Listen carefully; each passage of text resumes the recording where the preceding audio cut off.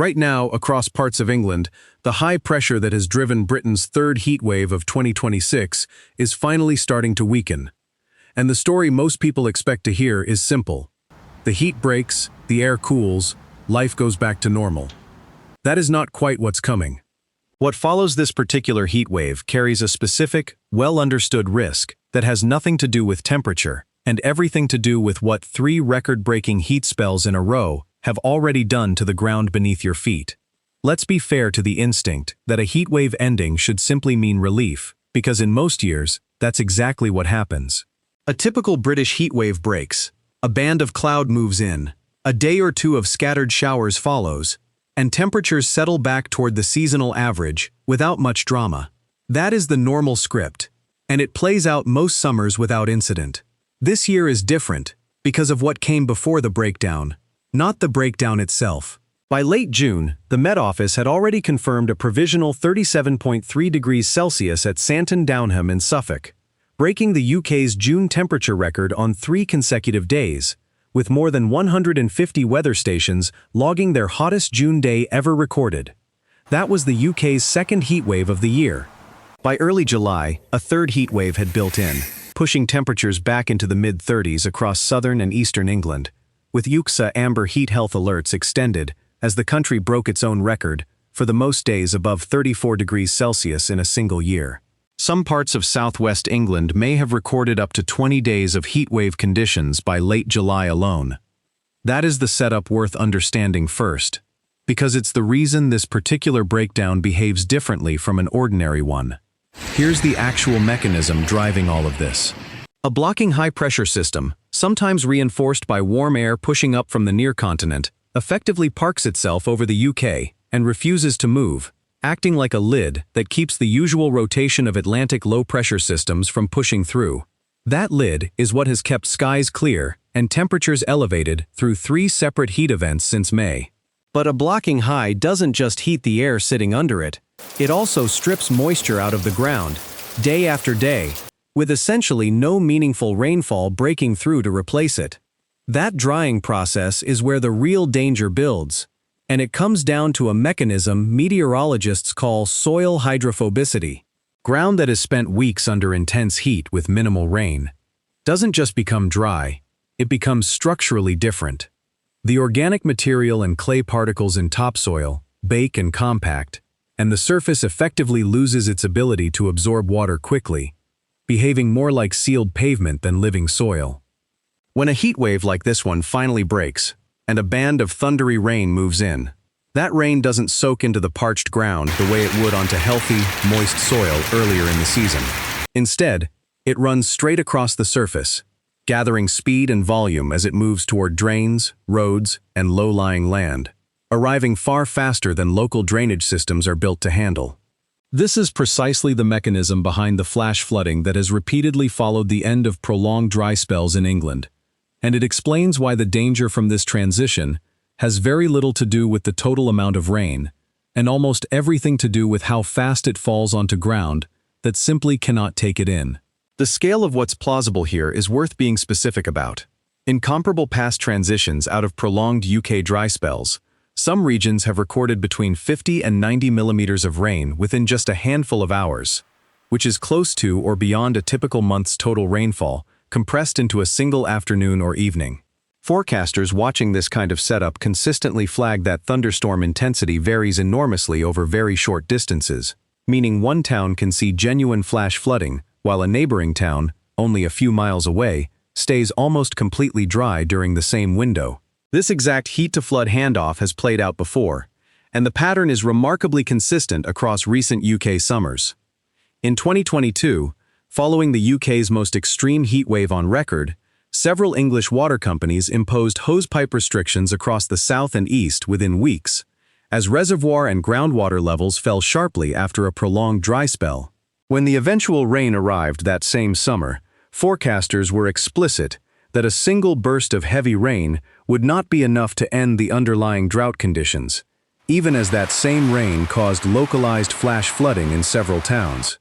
In parts of England this year, rivers have already been reported by climate researchers as reaching exceptionally low levels, with some areas described as one step away from official drought status even before this third heatwave peaked. That combination, drought stress and flash flood risk existing simultaneously in the same region, is not a contradiction.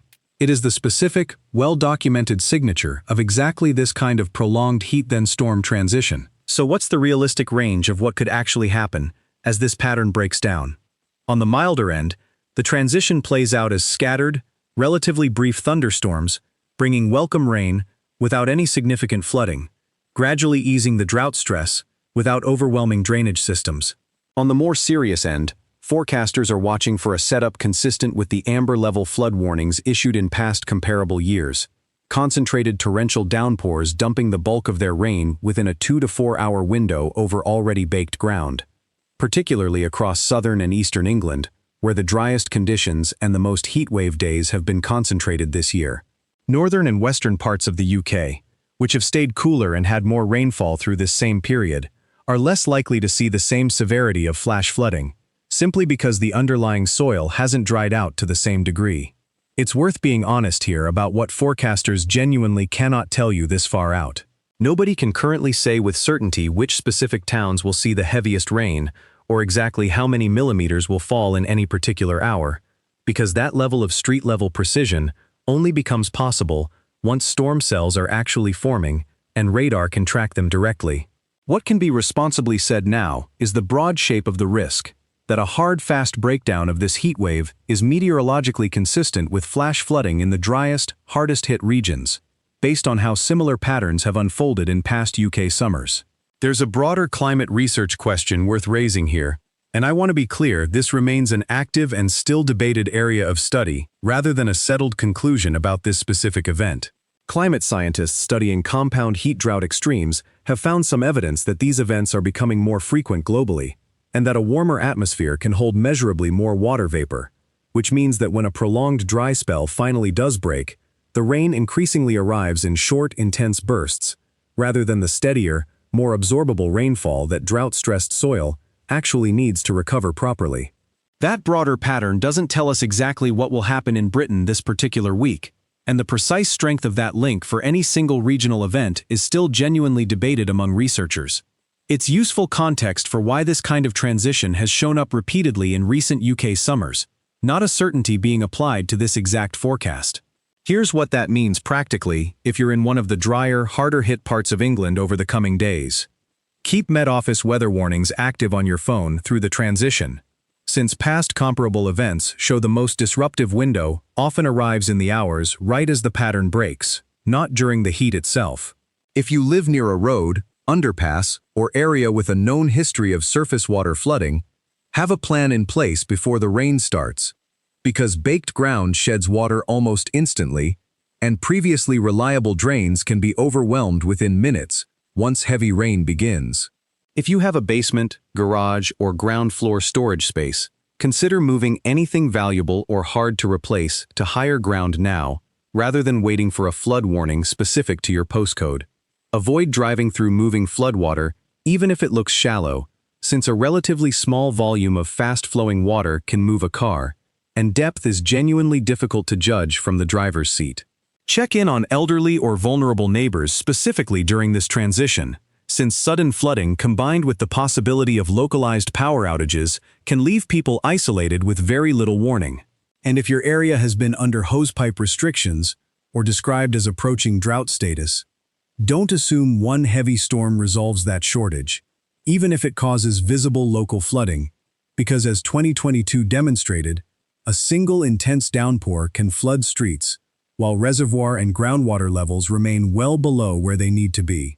The lesson underneath all of this is that a heat wave breaking doesn't mean the weather risk has ended. It means the risk has changed shape, from slow-building heat stress to a fast, sudden flooding hazard, created by the very ground that heat spent weeks drying out. Once you see it that way, storm warnings appearing right as a long, record-breaking heat spell finally ends, stop looking like bad timing and start looking like exactly what scorched, hardened ground does the moment intense rain finally lands on it. If breakdowns like this help you see these transitions coming, instead of getting caught off guard by them, subscribing means you'll catch the next one before it fully develops. I'll be back the moment this pattern actually breaks, with the real numbers on where it hits hardest.